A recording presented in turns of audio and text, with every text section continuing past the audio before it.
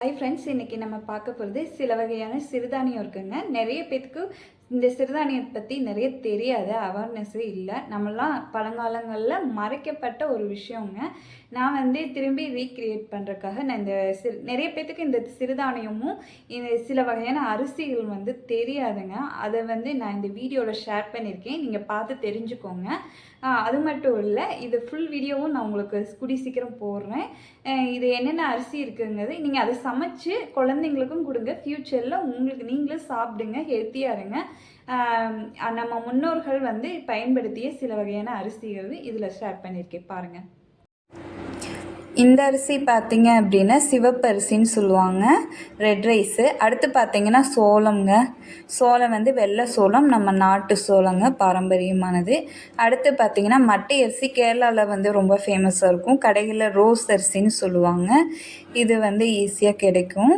அடுத்து பார்த்திங்கன்னா மூங்கில் அரிசிங்க. இருக்கிறதுலே ரொம்ப விலை அதிகமான அரிசினா மூங்கில் அரிசிங்க. முத மனுஷன் அரிசின்னு கண்டுபிடிச்சதே மூங்கில் மரத்தில் இருந்தது. 10,000 வருஷத்துக்கு முன்னாடி ஹிஸ்ட்ரிலாம் நிறைய இருக்குங்க.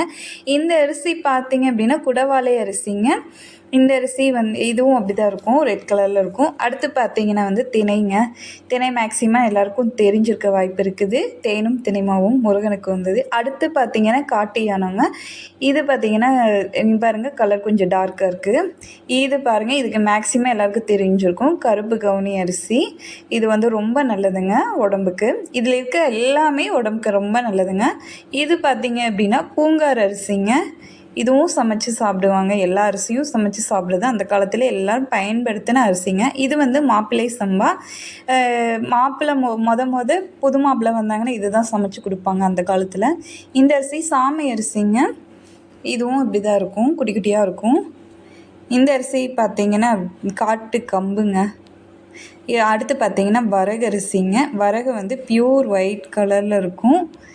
அடுத்து பார்த்திங்கன்னா குதிரைவாலி. வீடியோ எனக்கு சரியாக இதாகலை.